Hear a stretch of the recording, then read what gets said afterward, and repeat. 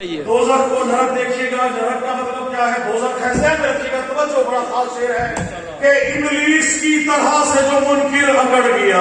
واہ واہ واہ واہ واہ واہ واہ. اس نے کہا میں سجدہ نہیں کرتا. کیا کہنا ہے؟ احکامات کو نہ مانے وہ ابلیس ہے.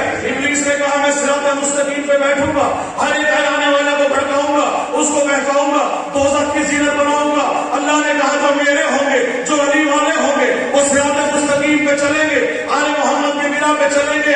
ابلیس کی طرح سے جو منکر اکڑ گیا، ابلیس کی طرح سے جو منکر اکڑ گیا، ابلیس کی طرح سے جو منکر اکڑ گیا، بھوسو اناد کی وہ نجاست میں سڑ گیا.